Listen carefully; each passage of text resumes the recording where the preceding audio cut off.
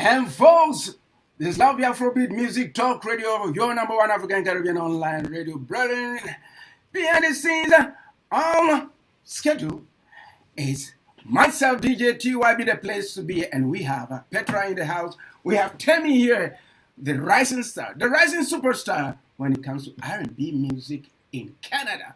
Whoever thought that Canada, you know what?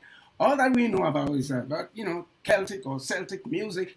But you know what? We've changed the terrain and we are in control right now. We are in control of Afrobeat music. We are taking control of R&B music. We are bringing R&B from where it came from Africa, right down to Canada. And then today, we are going to have a very special conversation with my brother, TEMI. And before we bring him on, folks, Petra, how you doing? How was your week? Oh, I'm doing fantastic, TYB. How was your week? So and so. You know what? I was a little bit under the weather, but you know what? God's so good. Here we are. I'm going to have a very great conversation with TEMI here. You know what? I cannot ask for any better artist than, you know what? Let me tell you something. The first time I saw him and I met him was at a rehearsal. Nice. Man, the first song that he blurted out, said, "Who the heck is this guy?" You know what? So good. So I'm so privileged that we are going to have a conversation with him. We don't interview on this platform. We converse. So exactly. By so doing, we'll be having a chat with TEMI here. And those of you who are listening to us on Love Afrobeat Music Talk Radio, and if you are viewing us for the first time, that's the way that we are going to go from now on. And then it's my privileged time to introduce our special guest, TEMI. Hi, TEMI, how you doing? I'm good. How y'all doing? Thank you for having me. I really appreciate y'all for having me. Love Bay Radio. What's going on? Thank y'all for having me. I'm so happy. What's going on? Who you guys doing? It's great to have you. That's right. We are so happy to have you on Lovely Afrobeat Music Talk Radio. And this program is Highway 6 to Africa. And somebody asked me just before we came on air and said, why Highway 6 to Africa? And I indicated that Highway 6 to Africa is that everything comes from out of Africa. Everything is leading there. Everything led there. Of course. You have to go back and take it back. I mean, that's the spirit of Sankofa. Sankofa means if you go and pick it up and you bring it, it's not a taboo. So there are 6 regions in Africa right now. It was 5. But the African Union said, our brothers and sisters in the diaspora also need a region. So there are 6 regions in Africa right now. That is the diaspora region. So we named appropriately the show Highway 6 to Africa. Well, that's here we have it. And here we have conversations with artists, music producers, publishers, what have you. So, TEMI, you're welcome once again. And before we do that, I'll give the honors to Petra, my partner in crime, to kick off the conversation. Petra, the floor is yours, please. Thank you, TYB. Always give me that honor. TEMI, it's a pleasure to have you on the show today. Thank you for having me. Listen, I'm gonna cut you guys off on one second. I love y'all so much, but y'all been saying my name wrong this entire time period. My name is actually TEMI. TEMI. Oh, my apologies. You have it feet right now. So how do you guys say it? Thanks for the correction. I love y'all. Yeah, for sure. You have to. My name is Petra, and people always pronounce me as Petra. So I'll be like, just say my name properly. So. Oh, you want me to add mine too? My last name is Boachi, and they say Bokai. So I said, okay, all right. So go ahead, please. Wow. Okay, awesome. So yeah, TEMI, first and foremost, love for you to explain to the listeners out there that have never heard of you before, and just let them know who is TEMI. Wow. TEMI is I'm a African born, Nigerian born, came to Toronto when I was very, very young. Fell in love with R&B music in Toronto. Moved to Atlanta, Georgia. Um, I was in a boy band. Left the boy band. I was actually signed to Ludacris and Def Jam Records over there. Left the boy band, and now I'm over here with Canada pushing. So who is Tammy? Somebody who has a story and just wants to tell it. Amazing. I love that. And I'm sure there's so much more to your story and that we're going to dig into today. So I can't wait. I also wanted to ask you, what made you fall in love with music? Like, why music of anything else in this world? You want the truth? Yes. I knew it would get me girls. So listen. Thank you for clarifying. my older brother, they used to play music all the time. He used to play like Babyface, like Drew Hill, like all the old school R&B music. So when they were playing that, I was like, I'm seeing them. I'm seeing the way the females reacted off of that. When you're the younger brother, you kind of see stuff and pick up on things. So eventually, I think one time I started trying to sing one of the notes, and I was like, hey, I can do this. And then all of a sudden, and it kind of developed from there into talent shows and different things like that. So yeah, that's kind of where my love for R&B music came from. And then it expanded to Awesome. So did you get lots of girls then?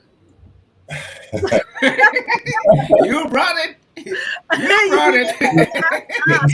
I did. Okay, so I did, and then I stopped singing after a while. I stopped singing for girls because after you got them, right? Well, no, I stopped singing because after a while, my fellows around me used to be like, "Oh, only reason Tammy get girls because he sings." So I'm like, fuck that. I'm not singing no more. I'm getting on. Okay, awesome. Well, I'm happy. That's how it usually starts. Usually start singing for one reason, but then the journey takes us somewhere else, and you realize it's for a much bigger purpose. So you got to embrace the journey, you know? Yes, of course. Awesome. Yeah, TYB? The conversation is going to be great, man. How did the journey start? Let's go back. How did the journey start for TEMI to be TEMI? Right. The journey for me, like I said, it started more so with like talent shows and like, you know, cause I started in a group. I was in an R&B group. I was in a boy band, right? So I started an R&B group. Was with two or three of the guys that I grew up with. And then what happened eventually is we went from just doing talent shows in Toronto to eventually we plateaued in Toronto, because at that point in time, Toronto only had a certain amount of you only go so far, right? So then after that, we left. We went to Atlanta, Georgia, ended up getting a record deal in Atlanta, Georgia, signed to Disturbing the Peace, Def Jam Records, which is Ludacris and L.A. Reid at that point in time. And then got that major deal. Situation was great, but at that point in time, you know, R&B really wasn't kicking like it was now. So the deal didn't really go as we wanted it to go. Things dissolved. Had another situation out in Atlanta. Came back to Toronto. Had another situation in Toronto. And so now I'm just kind of trying to focus more on my indie lane, because I know that it's just where it's at right now. Indie lane, trying to figure things out yourself. You have complete control of your music, and you know when you can put your stuff out, and nobody's there to tell you what to do. It's just about you putting your music out and what you feel. So I think that's where TEMI's from. Oh, great. And the next question would be: you were born in Nigeria. Yes. Yeah. And how old were you when you came into Canada, or did you start the journey singing from Nigeria, or when you came in here? Absolutely not. My dad would not let me sing. My dad didn't want me to sing. I know that. I intentionally asked that question. I know. My dad didn't know. I was either doctor or lawyer. Coming from. Thank you. I rest my case. Yeah. Go ahead. And you're coming to my here after all the opportunity I brought for you to be, and you say that you want to sing what? Rap music hits. Yes. Go study your books now. That was my conversation. But at the end of the day, like I couldn't hide my heart. My heart chose what it chose. So it definitely, I was really young. I think I was under 7 at least when I came to Canada. And then from there, I was like, yeah. And then when I moved to Atlanta, I was like 20. So here, I spent most of my youth here in Toronto. Yeah. I can assign myself to what you just said, because back in the day in Africa, everybody wanted their children to be either an engineer, a lawyer, a doctor, an accountant. That's it. Nothing. Nothing. Don't come home. And even if you go and play soccer and then you come back, with your dirt all over you, you get a licking and stuff like that. But I think that was a very tough. I think they were thinking that they were trying to sort of carve futures for us. But in essence, coming back to think about it, they stifled a lot of talents. A lot of people had to abandon what God gave them to pursue things that were not for them. So I know exactly where you're coming from. I know exactly where you're coming from. How sooner Afro music could have probably been popping if our parents was like, let's get it. Right? Yeah. So so you clarify that, and I can align myself to what you said. Okay, so now you are in Toronto. You're doing what you have to do, your education and everything. So how did you know that, still, there's something within me, apart from the fact that you indicated that your brother also sang and stuff like that. What sort of pushed you spiritually, mentally, and physically to think that, okay, you know what, I have to follow my brother? And how did the old man who was berating you think or feel about it? Because at this particular point in time, you've moved from Africa, where they can be very stern, and you are here, and here they have to look behind them to see whether they can do anything bad to you. So, for fear of being, what that means. So, how did you arrive at that moment and said, okay, you know what, I'm going to do music, and this is what I'm going to focus on? Well, I'll say this: my brothers, they sang for a little bit, but they stopped. They stopped singing after a while. So, and I was kind of the one that kind of continued, and it wasn't really like, how did I decide? There was nothing else in my heart. There was nothing else I could feel. Nothing. I couldn't feel anything. It was terrible. As a gift and a curse, I couldn't feel anything. It was just like, you have to sing. You have to sing. You have to sing. And I knew I was good. Like, I wasn't stupid. I knew I was good. So it hurt even more when I couldn't get the support from my parents. But at the end of the day, it's like, it's what I had to do. It wasn't really a choice, to be honest with you. And it's weird. I've been asked that question before, but it's not really a decision. It was something that was inside of me that didn't allow me to do anything else. I couldn't do anything else as good. Awesome, PETRAA.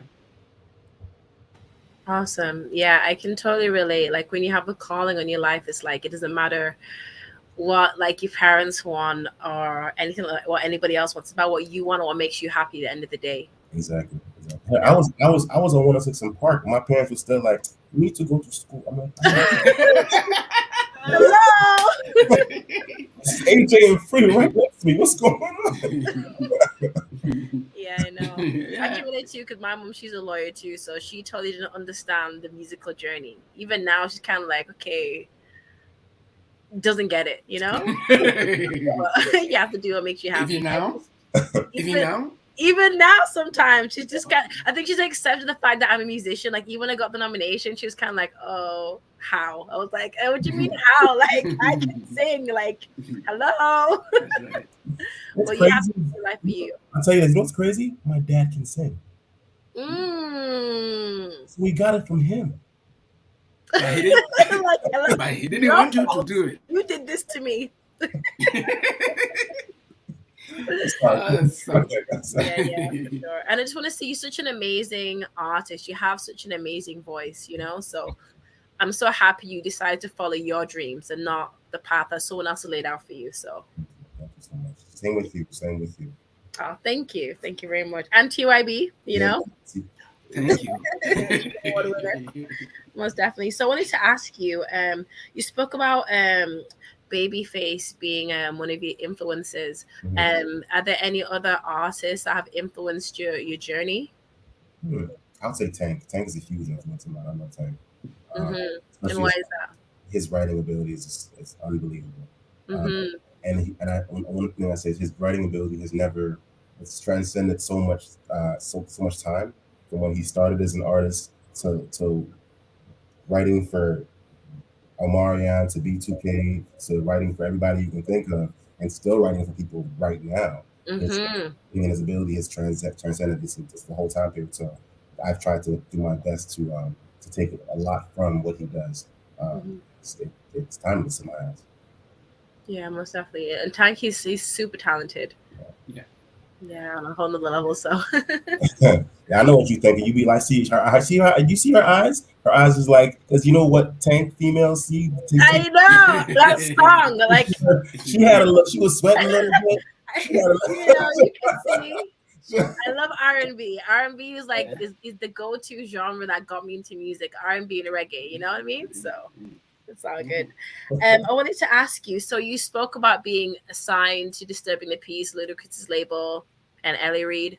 Can you talk about that time period for us? Like, what was it like when you first got the deal? And then what is the biggest thing you learned from being signed to a major label like that? Okay, what was it like? It was absolutely insane. It was insane. I got a chance to meet celebrities of everything you can think of. I think the only person I didn't get to meet during that time period was probably Jay-Z and Beyonce. I met Rihanna, Chris Brown, wrote for everybody. Because Ludacris was around everybody, right? Met the Exactly. Fast and Furious cast, met everybody there. Paul Walker even met him, rest his soul. Yeah, wow. A great time to get to experience the industry. And what I learned from that, which is really, really important, the pace. The pace of the American industry, how fast it moves.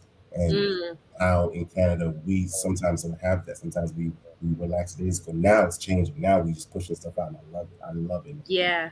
Right, but before that wasn't happening. We have guys, releasing music at once every, who knows, right? We weren't keeping up with the pace. Even R&B, they're pushing on like hip hop mixtapes in the States, right? So exactly, I learned the pace. I learned how much people need music and they want to hear. So that's one thing I definitely got from that. Okay, amazing. And also, one question before I pass it over to TYB. You speak about your Nigerian heritage. How does your heritage, like, because your Nigerian heritage, impacted or influenced your music in any way, shape, or form? Most definitely. Yeah, it definitely affects my music. I mean, I can't shake it. It's inside of me, obviously. But I love Afro music. I love the cadences of Afro music. And obviously my language, get to speak a little pidgin, you know what I mean? You know, and now that Afro music is in, this that right here, that stuff sounds like gold to the ladies. So what? Say it again. Now, come now. Okay. So I definitely like to have that influence in my music. For sure, 100%. Awesome, thank you. TYB? Yeah, that's very interesting because Petra, I like that line of questioning because everybody here about say TEMI and everything. They are thinking of, oh, he's going to do Afrobeat music because he's Nigerian. But then there's something when it comes to music, there's no barrier. You can branch to anywhere you want to go because they are African music, so to speak. And having said that, it's so refreshing that in Canada we don't have a lot of R&B artists. No, and you are a trendsetter. I would say in my own way, I know exactly why I'm saying that because as an artist myself, the very first time that we met, I was like I'm saying, I was expecting TEMI to get into Afrobeat music, but then it changed. But then, looking at it from where I sit right now, I know you are versatile. You're good with the Afrobeat music that I've heard quite a bit. So, my question to you is: do you get confused when you are writing, or when you want to do R&B, you go straight to R&B? When you want to go to Afrobeat, you go Afrobeat way. But whichever way I take it to, you are great.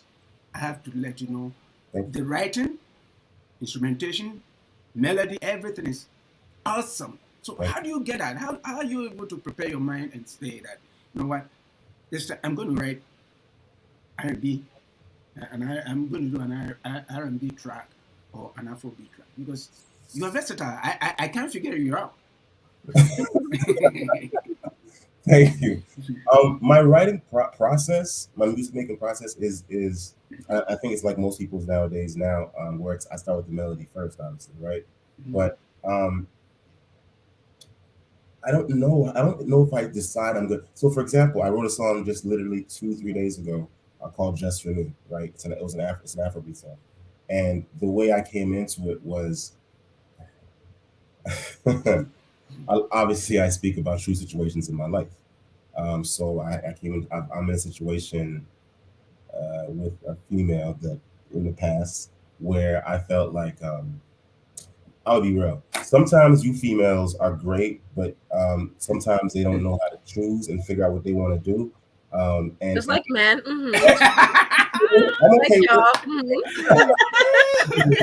I'll say this. I think what it. No, I'll say this. It's not really a female thing. I think what it is for her is a maturity, right? The person I'm talking about. So for this song, it was me basically feeling like it's okay. She's a great. I'll say this. She's a great woman, but she's uncertain. She's uncertain. There's too much going on around her. You know what I mean? She's too busy. I'm sorry. I'll say with as you know, the dope boys and the fraud men, they're all hitting her up. You understand? That's all that stuff is going on. That she knows the right choices, but at the end of the day, all that's the fuzz, the noise is all around her. So for me, with that being said, for me, what that said to me is, I'm choosing a song right now of vulnerability. Right now, I could go R&B all the way and be super vulnerable, but I also noticed that in Afrobeats, we are able to do that, but not sound like a punk, right? So that was basically my, you know what I mean? That was my method of how I approached the song, by saying I want to do something vulnerable, but I also want to approach it in a way where I still show my masculinity in a way too as well. And I felt like the Afrobeats for that song helped me portray that. And I can't let y'all hear that one because that was fresh, but that's how I approach it. No, I like how you write. If it's Afrobeat, you're right there. If it's R&B, you're right there. And the voice. And the voice. Awesome. So this will lead me to ask you, what was your first track that you wrote?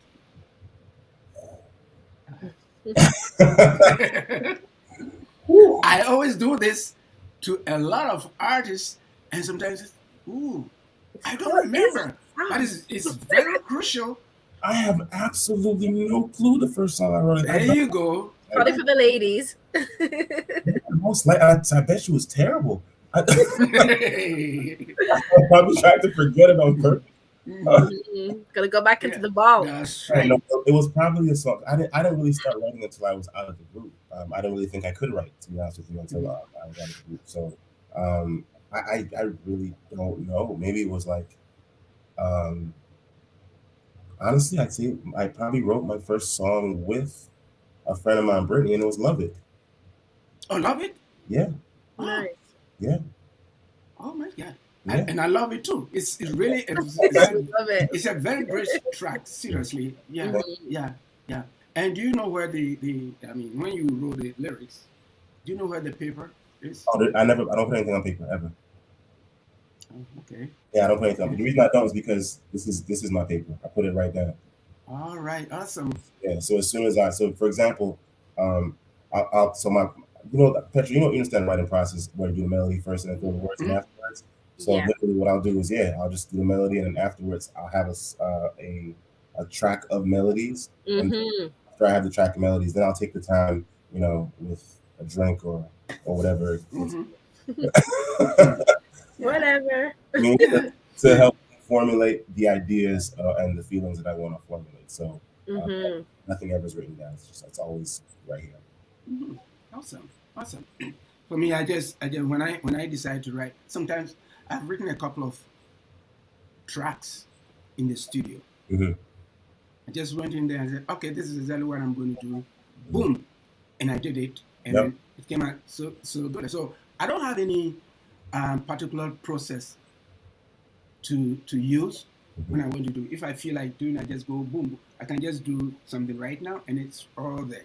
Yeah. So I think I'm not the right person to ask you where the paper is because I don't have anything myself written on paper. On paper. Okay, you wrote. One thing I will tell you as part of my process I encourage people to actually do if they write with the same style I do. If I hear a production or instrumental that I actually really, really like, I won't listen to more than 10 seconds of it until I'm ready to record it right then and there because I like melodies anyway, right? So I won't listen to anything. I hear 10 seconds of it, cool, it's dope, perfect. Now when I'm ready to record, sip my sip, do my thing, get it here, put it, boom, now I drop the melodies. And the reason I do that is that way I can get that first initial feeling. Of when you drop, when you're like, it's like when you hear a thing for the first time, oh, right, that you get that, and then that go on, right? So that's awesome. I like that, folks. We are in conversation with the amazing TEMI, R&B artist out of Canada, and we are having a very great conversation with me and my super co-host, PETRAA. PETRAA, the floor is yours. Okay, awesome. I'm definitely loving this conversation so far. So definitely learning so many amazing things about your process and you as an artist, so definitely loving it. So my question kind of branches a bit off from the last question I asked you in relation to your culture impacting your music, right? So the question I wanted to ask you is that how has the Afrobeat revolution impacted your music currently, and what are your future goals for your music? It's definitely given me it's given me an opportunity to branch out my music and open up that lane of Afro and throw bits and pieces of that into the music and for people to understand it as well too. Before it would be like, I get it, sounds nice, but what are you saying? Now they don't care what it's being said. They're like, oh, this sounds good. They don't even care. So it's opened the lane up for people to be very receptive towards our music. And I'm so appreciative of that. So appreciative of that. Like, we're playing in the clubs. We're playing in like everywhere. Like little white boys and girls in private school playing. Dancing to it too, knowing the moves. Just like, all that. I was like, okay. Yeah. It's amazing. It's an amazing time. Amazing. Yeah, I love that. And I wanted to ask you, what is it you feel that you're bringing differently to the music industry, like with your sound and your style that no one else is doing? Like, what makes TEMI different from everybody else out there? I come from a school of, I'm just going to sound terrible, but I don't give a shit. So that's what I said. You already said it. Honestly, I'll say this. I feel like okay,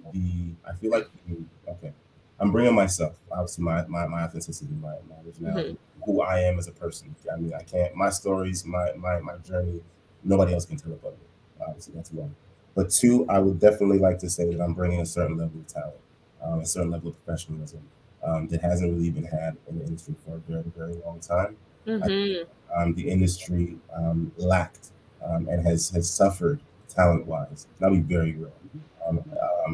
When I'm conditioned to groups singing 3-part harmonies, 4-part, 5-part harmonies, and just doing wild things with their voice. I'm conditioned to people getting on stage, giving me full dance routines and this, that, and the third. I'm conditioned to seeing shows and paying $300, $400, $500 for that type of show.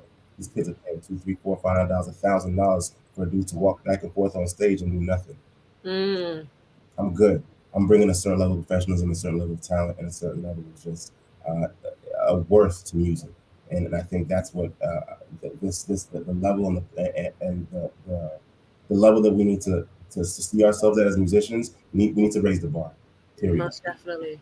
Period. Yeah, most definitely. I totally agree with you.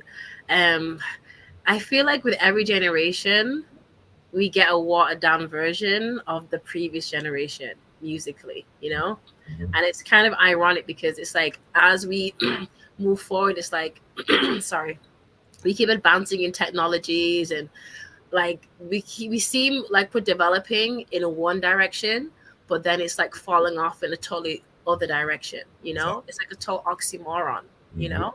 Mhm. So it's just trying to figure out how the two can actually catch up with each other. Like we should be so much further ahead musically and like creatively, I find. But I feel like as technology advances, creatively it's falling off. Well, it's us as fans. We can blame the record labels all day, everything we want to, but I think it's us as fans. We feed into the BS. We feed into the artists that aren't really great at all, but we get behind, Mm, hype them up like crazy. We feed into all the fake streams the record labels put out, like we're stupid. Like honestly, guys, like that's really what's happening right now, and the only thing that's going to do is decrease the quality of the music because the record labels are just looking for the next hit. exactly. It's so sad. So what do you feel artists, and I'm saying specifically artists because that's premature, what do you think artists should do in order to combat that? Or what can they do to combat that? What's the remedy from I your think perspective? I think artists need to I think artists need to understand where the people that they idolize musically learn their music from. Mm-hmm. Right? That's one thing I was taught. Right? Yeah, I listened to I like Tank because somebody said, okay, well, who did Tank listen to? exactly. Right? Because that's why is Tank good? Tank's not good because of Tank. He's good because of somebody else. So Mm-hmm. yeah, I really get that. So people are listening right now to the Drakes, but they're not understanding why is Drake good. Well, Drake's good because he was listening to Jay-Z, he was listening to Nas, he was listening to the. So why can't y'all pick up those guys, right? So Mm-hmm. artists we need to start doing that first. That's number one. And number two, like I said, stop feeding into the BS, the fake streams, the fake all that stuff. Stop. Mm. Like just scroll through somebody's files if you need to. Click that. You see zero, it's fake. Unfollow that person. Yeah, exactly. You're right. Yeah. Yeah, Yeah, you're right. most definitely. You're right. Thank you. You're right. TYB? Yeah, folks, if you are viewing this for the first time, yeah, we are on a track and we have just started to be streaming Highway 6 to Africa like all other programs of Love Afrobeat Music Talk Radio. Your number one African Caribbean online radio. If you're listening to us live on radio, well, share the station with your friends and your friends' friends, even your worst enemies. Maybe you may reconcile and be friends once again. We have Temi in the house, and we're having a very great conversation. My question to you is: how do you see or how do you find R&B music in Canada? I find like R&B music in Canada is very safe. It's very, very safe. I feel like everybody sounds like Giveon. I'm so sorry. Listen, I love Giveon. I love Giveon. I love the Daniel Caesars. I love that. But everybody it's I'm gonna say it's gonna make people mad, but I don't really care. It sounds like R&B that makes white people happy. You know what I'm saying? Mm-hmm. It sounds like white people R&B, like the whole the 60s tie and a suit with my hair slicked back. Like, no, bro, that's that. Can't you guys tell what's going on here? They're enjoying the sound of the 60s. What was happening in the 60s? We were getting beaten with hose, and you know what I mean? Like, they're Mm-hmm. enjoying. If that's the sound they're enjoying, you don't understand what's happening. You know what I'm saying? It's subtle, but the idea is for me, it's like, yo, I personally can't be a part of that. What I call slave R&B type shit. You know what I'm saying? Mm-hmm. I can't be a part of that. I'm saying I'm not gonna be the subservient R&B group. I'm gonna get up on stage. I'm gonna take my shirt off. I'm gonna hit that high note. Your girl's gonna want to take off her pants when she sees me. That's what's gonna happen. You know. So don't expect the soft R&B smooth. Oh, that nice. Oh no. Mm-hmm. I'm coming R&B. I'm coming aggressive, and I'm coming to take it. That's it. I like that. Take it. You gotta take it, yeah. We had the Jodeci's. We had the Teddy Pendergrasses. We had Mm-hmm. those guys took it. Those guys were growling at girls. Those guys Yeah. they weren't softening up and the guys looking like some peas over here. You know what I'm saying? The guys looking like some peas. And then they got Bruno Mars singing his tail off. You kidding me? Exactly. You kidding me? Nah, I'm Exactly. Yeah. Mm-hmm.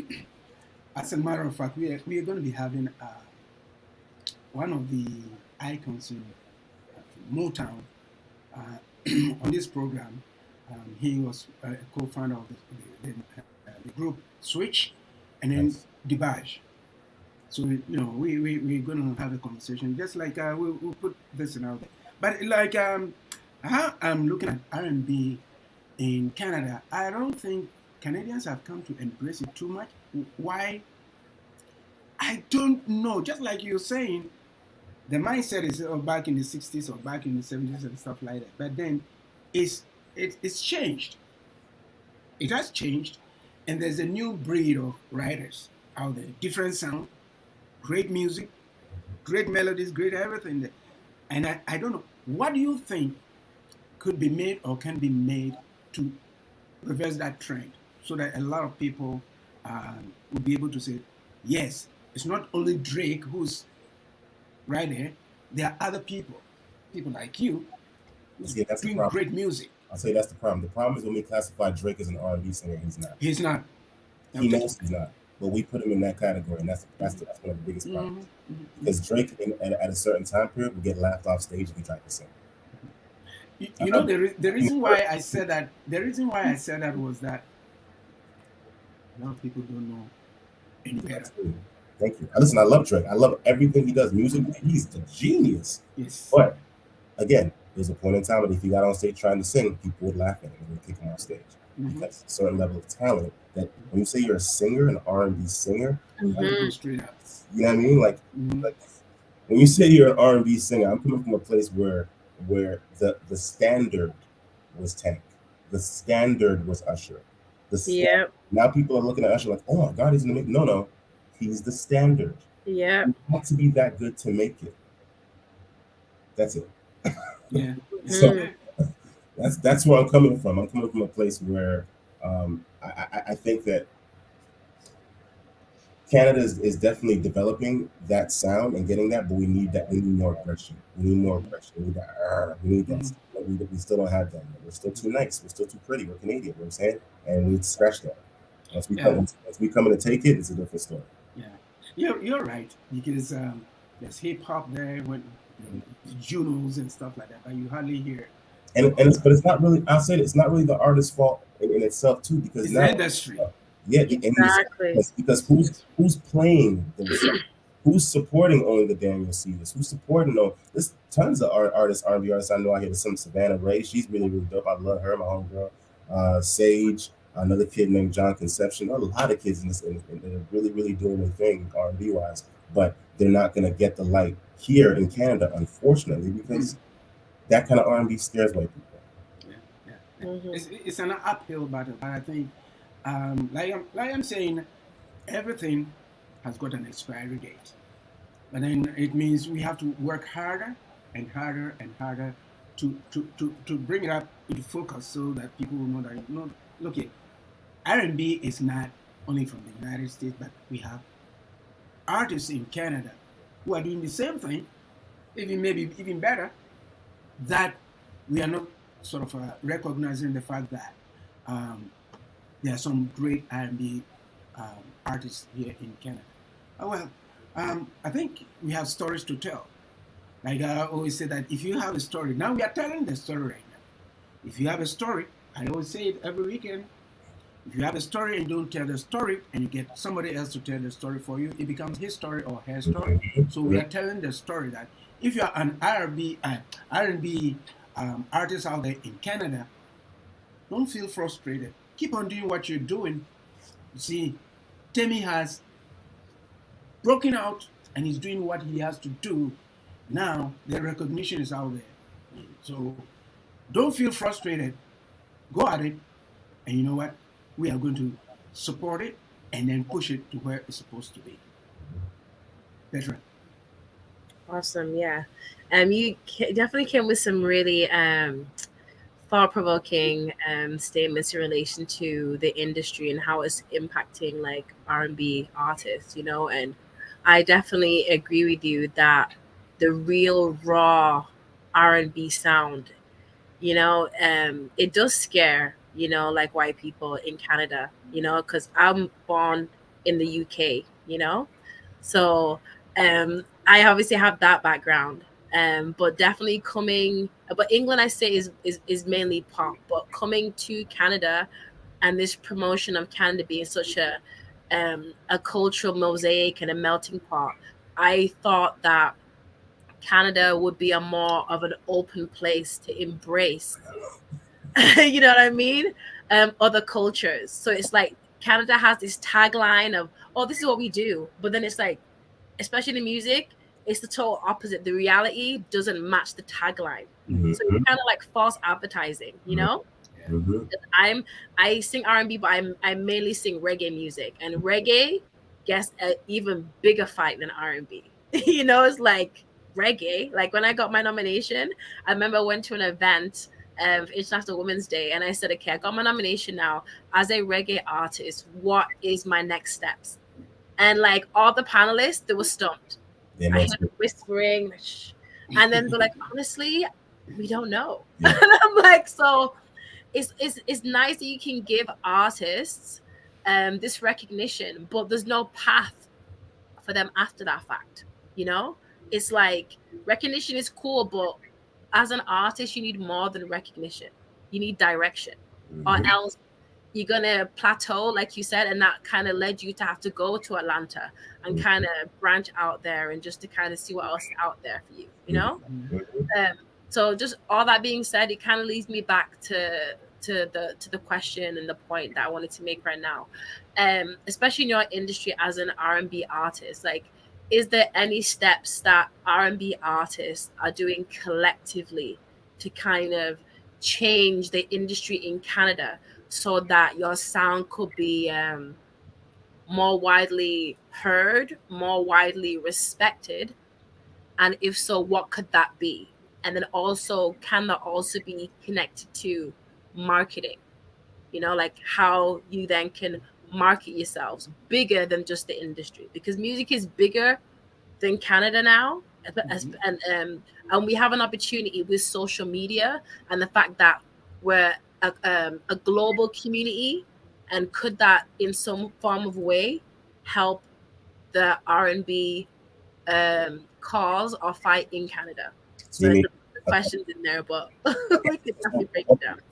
you mean so collectivism in regards to R&B artists in Canada? Is there anything that's like that's happening? There's more events now than there were before. There's more underground events. There's more open mics. There's more things like that, and that's definitely good. It helps with the core to start getting things a certain place. Yeah. But I don't want to sound like a terrible, but it's just no. There's nothing we can do. It's the industry.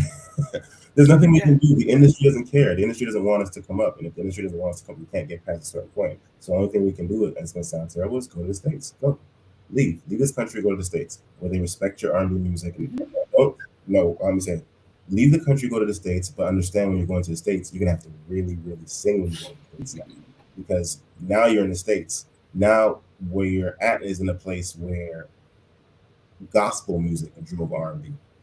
Yeah.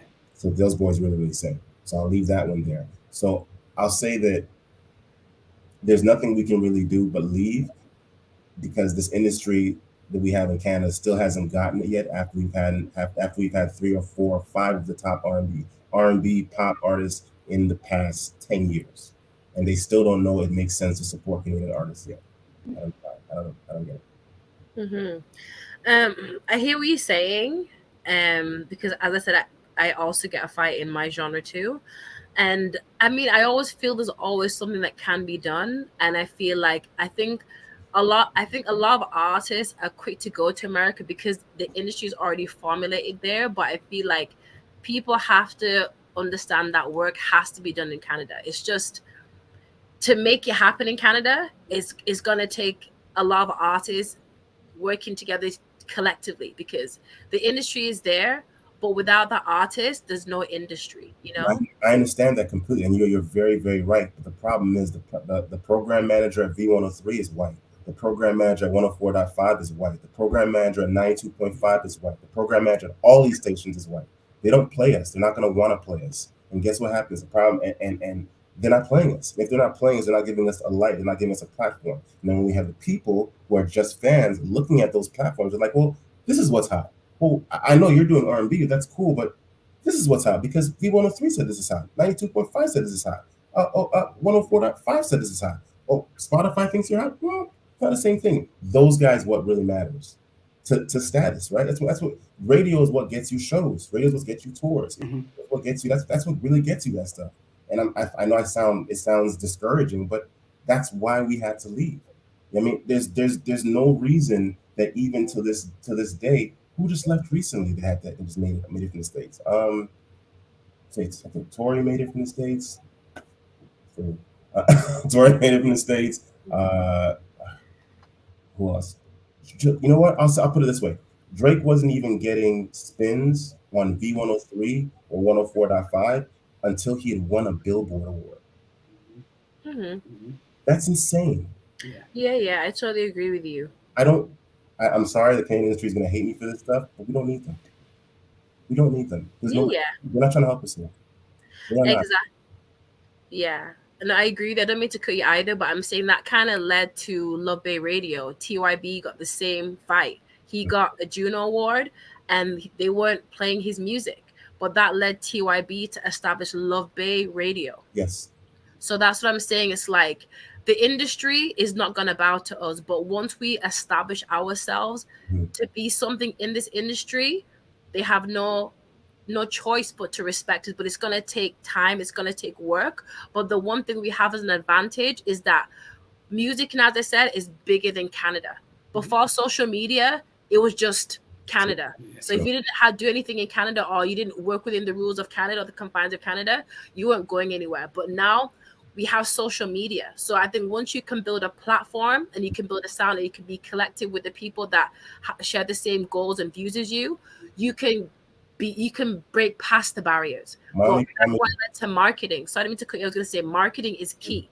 Right. And that's why last year I took a course in digital marketing and I started my digital marketing agency, because I realized once I can master marketing and branding, I can push myself. I can also help to push other artists in my genre, or other artists that are suffering the same thing, because we're all at the whim of this industry in Canada. However, we have a chance. We have a chance to be bigger than this industry, but we have to put in the time and the work, and we have to work together.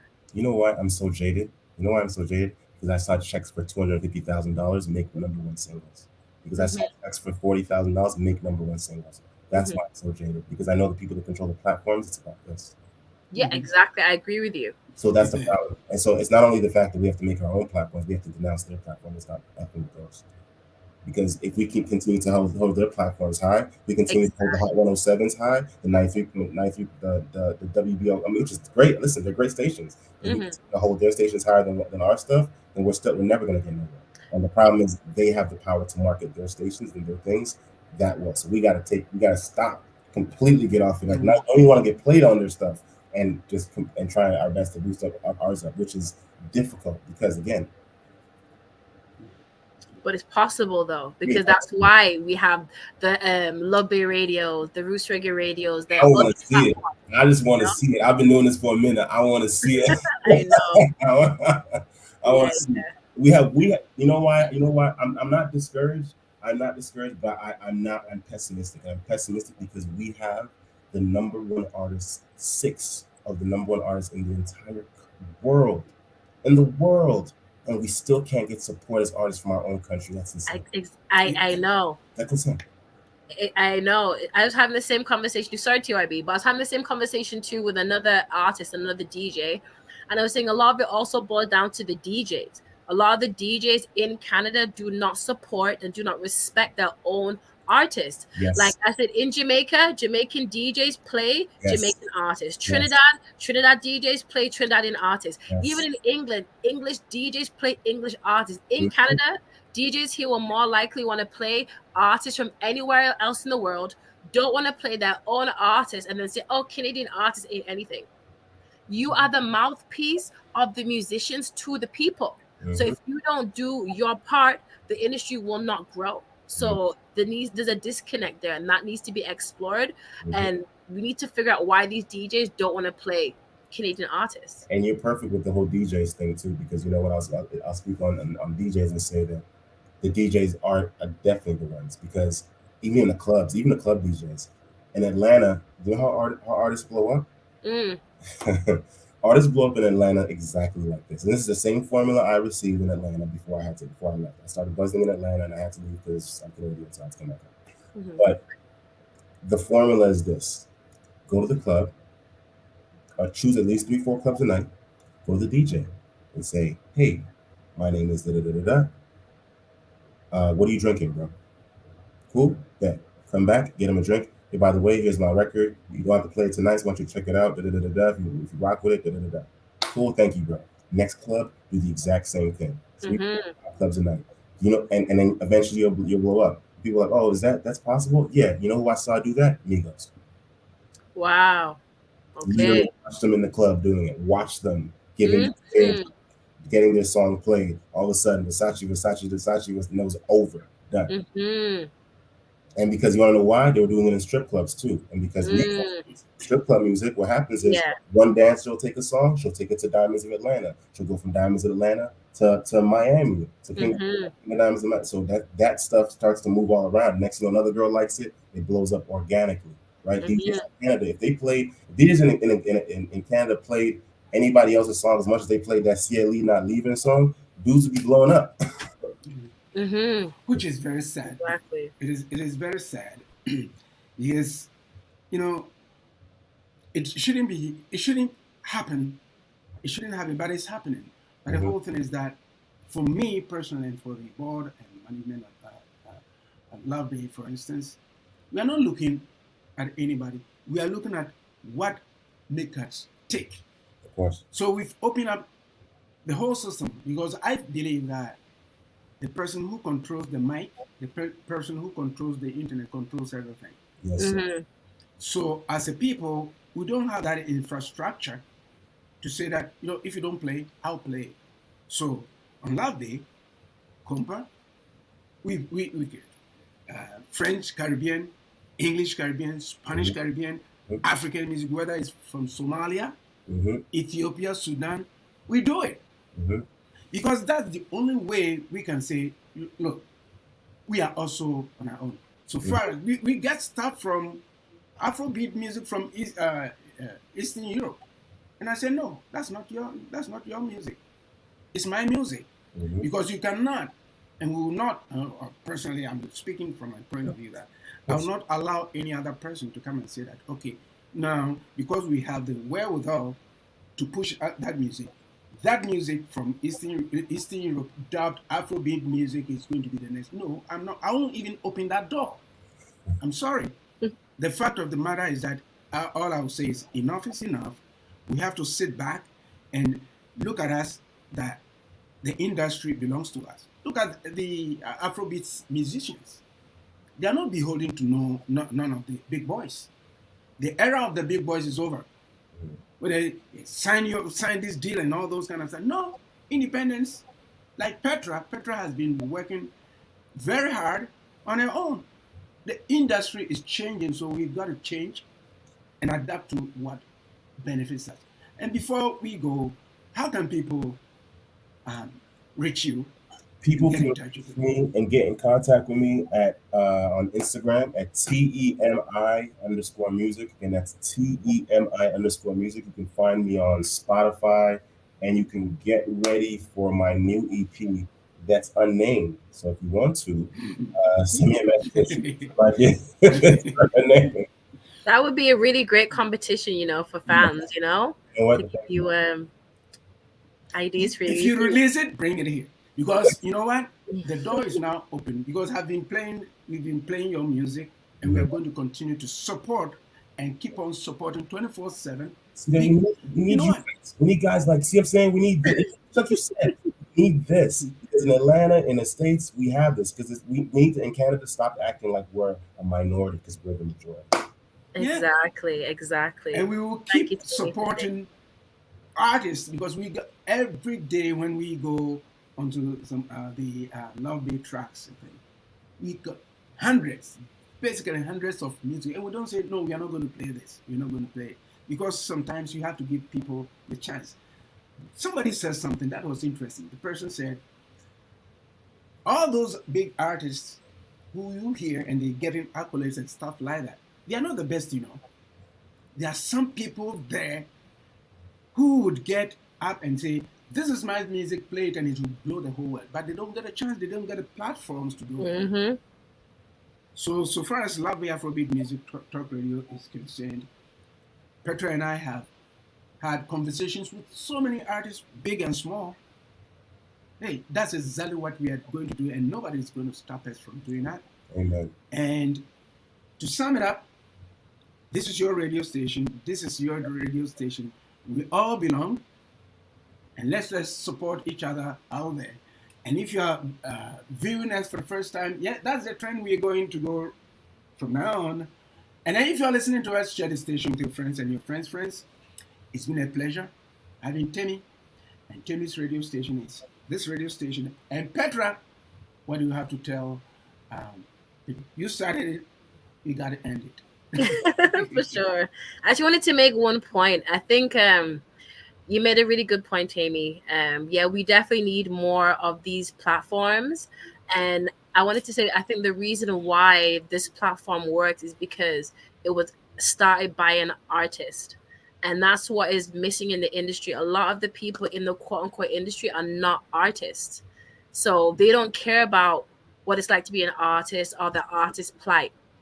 They're coming in to make money. They're coming in with just a business mindset. Exactly. We are, all three of us right now, we're artists. So we understand the process. So there needs to be more artists in the business of music. Mm-hmm. That's why a few years ago, well, I think maybe I said a decade ago, I decided to be more than just an artist, and I got into radio. I was on 105.5 FM. Nice. Because yeah, at that point I'm like, okay, you know what? I want to be able to have a show where I could also play other artists' music. So that opened up the door for me to get into radio now. So now I can also be a mouthpiece. And then last year I graduated in digital marketing because now I want to find a way to help artists market the music.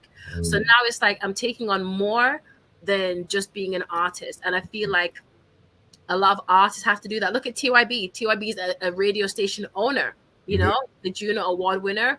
But he decided, you know what? I want to also help my people, artists. So that's what I feel a lot of artists have to do. Yeah, we have the talent and that's amazing. But what more can we bring to the table that's going to really help all of us on a bigger scale? Mm-hmm. So I think once we can do that, the industry has no choice but to change, because without us, there is no industry. And those people, quote unquote, in charge of the industry need a reminder. And now is the time to remind them. Awesome. Yeah, awesome. Sure. And folks, with that, we end today's edition of How We Sit to Africa. It's been a pleasure. And thank you for spending your time with us. We hope to meet you again